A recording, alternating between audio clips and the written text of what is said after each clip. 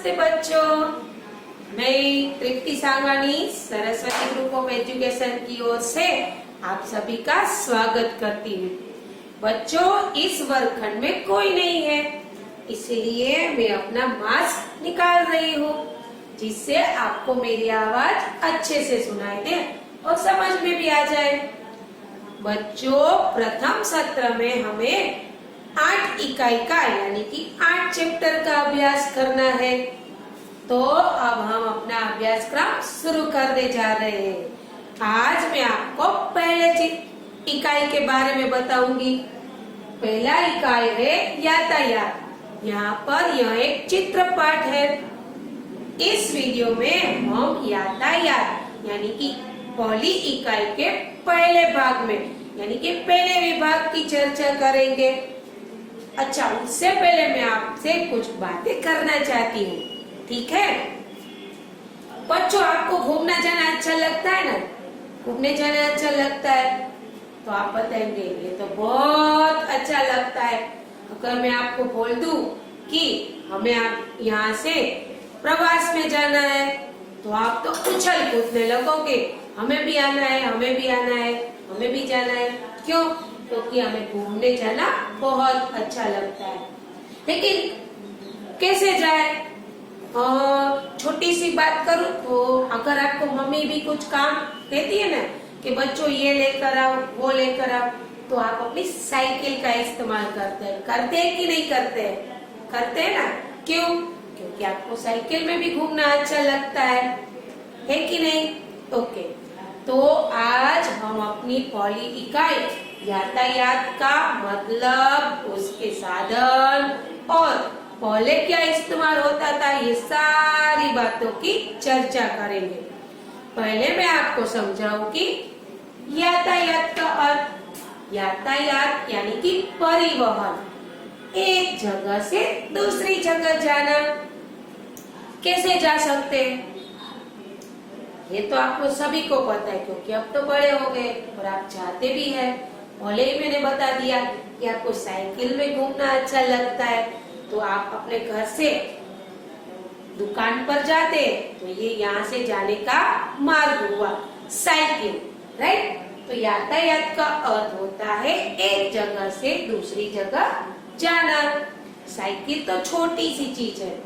वैसे तो देखा जाए तो अब तो बहुत से लोगों ने ऐसा विश्व रिकॉर्ड भी बनाया है कि साइकिल पर भी दूर के राज्य तक जाते हैं, दूर देश तक जाते हैं, है कि नहीं? तो यातायात यानी कि एक जगह से दूसरी जगह जाना। यातायात के साधन यानी कि मार्ग। किस मार्ग और किस साधनों का हम इस्तेमाल कर सकते हैं? तो साधन में तो बहुत सारे साधन है, लेकिन 3 मार्ग है। पानी के जरिए, सड़क पर और आसमान में। ज्यादा तौर पर सड़क मार्ग का इस्तेमाल होता है एक जगह से दूसरी जगह जाने के लिए। लेकिन पहले मैं थोड़ी और बात बता दूं। जब पहले का वक्त था ना, तब ये सारे यातायात के साधन इतने नहीं थे, तो लोग क्या करते थे? तो लोग पशुओं का इस्तेमाल करते थे। पता है आपको? बैलगाड़ी, तांगा, ठीक है? और इन सभी यातायात में इन पशुओं का इस्तेमाल होता था। जैसे कि तांगा यानी कि तांगा घोड़े से खींचा जाता था, यानी कि उसके साथ घोड़ा बांधा जाता था। फिर आता है बैलगाड़ी, तो उसमें बैलों को जोता जाता था, यानी कि बैलों का इस्तेमाल होता था। तो यहाँ से एक जगह से दूसरी जगह जाने के लिए पहले पशुओं का इस्तेमाल होता था, लेकिन जैसे जैसे वक्त बदल गया उस तरह से इंसानों ने नए नए साधनों का आविष्कार किया, यानी कि उसकी खोज की। फिर तो पानी में, सड़क पर और आसमान में जाने के सारे साधनों का इस्तेमाल होने लगा। और उससे आगे कुछ बताऊं तो पहले जब देश में फिरंगी लोग आए थे, यानी कि अंग्रेज लोग जब हमारे देश में आए थे, तब पानी के साधनों को ज्यादा इस्तेमाल होता था, यानी कि नौका, जलयान, यानी कि स्टीमर, बोट, इस जरिए से लोग एक देश से दूसरे देश में जाते थे और अपना व्यापार का सारा साधन, सारी चीज वस्तुएं इसमें लेकर भी जाते थे। तो ये तो हुई पानी की बात। पानी के साधनों की बात करें तो होड़ी यानी कि नौका, यानी नौका में जाने का, नौके में विहार करने का आपको अच्छा लगेगा, क्योंकि ये छोटी भी होती है और पानी में अच्छे से जाती भी है, इसलिए हम पानी का भी आनंद ले सकते हैं।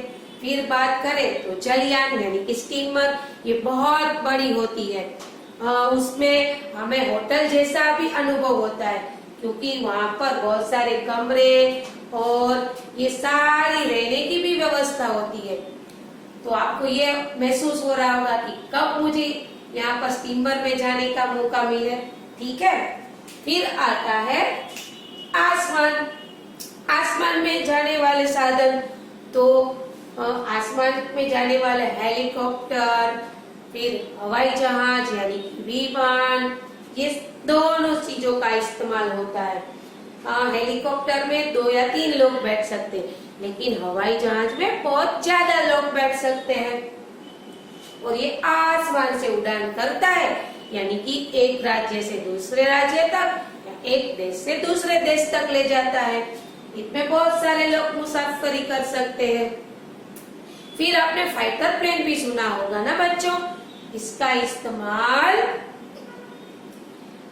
जब युद्ध होता है तब किया जाता है। जो हमारे देश के सैनिक है, ये सारे लोग फाइटर प्लेन का इस्तेमाल करते हैं। अब बात करते हैं सड़क पर चलने वाले यातायात के साधनों के बारे में। तो इसका इस्तेमाल सबसे ज्यादा होता है। सड़क पर तो बहुत सारे यातायात के साधन चलते हैं, जैसे कि साइकिल, मोटरसाइकिल, स्कूटर, फिर बस। ठीक है, बारी बारी से इसका इस्तेमाल देखेंगे। वैसे यहाँ पर मैंने बहुत सारे यातायात के साधन को ड्रॉ करके रखा हुआ है। आप देख सकते हैं कि यह बस है। बस में कम से कम 55 लोग और ज्यादा से ज्यादा 60 लोग बैठ सकते हैं और मुसाफरी कर सकते हैं। एक देश से या एक राज्य से दूसरे राज्य तक जा सकते हैं। लेकिन अगर इसकी लंबी मुसाफरी करें तो हम थक जाते हैं, क्योंकि हम बैठे बैठे ही जा सकते हैं, इसलिए। अब आते हैं रेलगाड़ी पर। रेलगाड़ी में जाना तो सबको अच्छा लगता है कि नहीं? क्योंकि यहाँ पर हम सो भी सकते हैं, बैठ भी सकते हैं और सारा परिवार एक डिब्बे में आ सकता है। और यहाँ पर खाने की चीज, पीने की चीज सब मिलती है। तो रेलगाड़ी में जाना तो और भी अच्छा लगता है। और सबसे बड़ी बात, रेलयान, जब हम रेल का इस्तेमाल करेंगे तो यहाँ पर कम से कम और ज्यादा से ज्यादा 150 लोग मुसाफरी कर सकते हैं। तो हम देखें कि बस में तो 55 या 60 लोग ही जा सकते हैं, जबकि रेल के माध्यम से ज्यादा लोग मुसाफरी कर सकते हैं। तो बच्चों, आज आपने देखा कि ये सारे यातायात के साधन का इस्तेमाल एक जगह से दूसरी जगह पर जाने के लिए होता है। अब और एक आगे बात करें, आपका जो चित्रपाठ है उसमें ये सारे चित्र दिए गए हैं, आपको उसका वर्णन करना होगा। लेकिन मैंने यहाँ पर आपको पूरी जानकारी दी। अब और आगे बताती हूँ। आप सोच रहे होंगे, अगर आपके पास साइकिल और स्कूटर है तो आपको उसका टिकट वगैरह निकालना नहीं पड़ता, क्योंकि वो तो हमारी खुद की होती है। अगर हम ट्रेन के द्वारा, बस के द्वारा और हवाई जहाज के द्वारा किसी और जगह पर जाना चाहते हैं तो हमें टिकट लेना कंपलसरी है। ठीक है ना? और टिकट आज उसमें भी बहुत सारी हमें सुविधाएं मिल गई है। हम ऑनलाइन भी बुकिंग कर सकते हैं और रेलवे स्टेशन या बस स्टेशन पर जाकर भी टिकट ले सकते हैं। तो मैं आज आपको टिकट का वर्णन दिखाऊंगी। यहाँ पर आपको एक टिकट दिखाई दे रही है, ऊपर लिखा हुआ है GSRTC, यानी कि यह बस की टिकट है। इसका पूरा मतलब होता है Gujarat state road transportation corporation, यानी कि गुजरात से जाने वाली यह बस है, इसीलिए यह GSRTC लिखा हुआ है। अब बताओ, तो यहाँ पर इंदौर डेपोट लिखा है, यानी कि ये डेपोट हो गई है। यहाँ पर टिकट का नंबर दिया गया है, यानी कि यह टिकट का नंबर है। यहाँ पर डेट लिखी हुई है, यानी कि कौन से दिनांक की यह टिकट है। फिर यहाँ पर समय लिखा हुआ है कि यहाँ 5 बजे निकलने वाली है बस। फिर यहाँ पर लिखा हुआ है कि यह टिकट कहाँ से कहाँ तक का है, यानी कि यह टिकट हडार से चिलोड़ा का है, यानी कि यह बस हडार से चिलोड़ा जाएगी। फिर लिखा हुआ है TOT डिस्टेंस, यानी कि टोटल डिस्टेंस। इन दोनों शहरों के बीच का अंतर दिखाया गया है कि ये कितने अंतर में यहाँ से यहाँ तक का है। तो यह 135 किलोमीटर का अंतर दिखाता है, यानी कि यह टिकट पे यह वर्णन किया गया है कि हडार से चिलोड़ा जाने का जो अंतर है वो 135 किलोमीटर है। फिर लिखा है गुजरात फेयर, यानी कि इतने अंतर में जाने के लिए कितने पैसे लगेंगे, तो के 90 रुपए लगेंगे। ओके। फिर लिखा है टोल टेक्स, यानी कि इसका मतलब होता है टोल टैक्स। यदि हम परिवहन करते हैं तो हमें एक जगह से दूसरे जगह जाने के लिए टोल देना पड़ता है, क्योंकि हमारे लिए इतने अच्छे अच्छे रास्ते बनाए हैं सरकार ने, जैसे कि हम अच्छे से मुसाफरी कर सके, हमारे जो यातायात के साधन है वो रोड पर अच्छे से चल सके। तो ये टोटल टोल टैक्स है 1 रुपया, यानी कि हमें 90 रुपए के साथ 1 और रुपए जोड़ना पड़ेगा टोल टैक्स के लिए।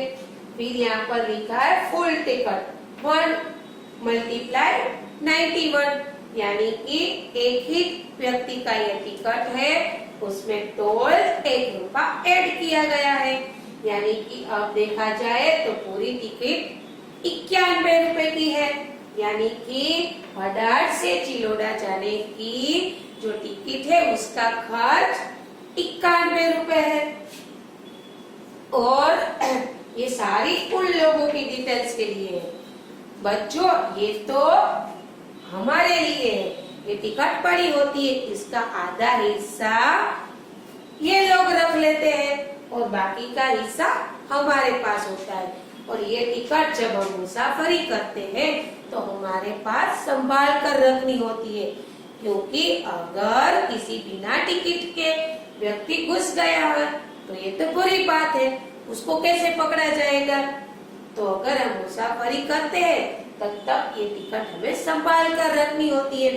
कई बार चेकिंग भी होता है, जो टिकट चेकर है वो आता है और टिकट चेक करता है। जिस इंसान ने टिकट नहीं लिया होता है उसको उसका भुगतान करना पड़ता है, यानी कि उसको दंड मिलता है, और जो दंड सरकार ने तय किया होता है उस हिसाब से उसको पैसे देने पड़ते हैं। तो बच्चों, यहाँ पर हमने यातायात का मतलब, उसके साधन और टिकट के बारे में चर्चा की। अब जब हम और आगे देखें तो ये यातायात के साधन है, वो जो यातायात के साधन है, ये सारे साधन है वो पेट्रोल, डीजल और गैस से चलते हैं। आपने कई बार देखा होगा कि बहुत सी कतार लगी होती है पेट्रोल पंप पर, क्योंकि ये बिना, हमें भी अपना शरीर चलाने के लिए कुछ खुराक की जरूरत होती है कि नहीं होती है, इंजन वगैरह चाहिए कि नहीं। तो ये सारे यातायात के साधन चलाने के लिए भी उसको खुराक की जरूरत होती है, और उसका खुराक है डीजल, इंजन, पेट्रोल और गैस। अब बात करें तो जो ये बस है वो डीजल से चलती है, मोटर कार है वो डीजल, पेट्रोल और गैस से चलती है, रिक्शा है वो भी पेट्रोल, डीजल और गैस से चलती है। आज तो बहुत ज्यादा गैस का इस्तेमाल होता है। और बात करूं तो मोटर गाड़ी और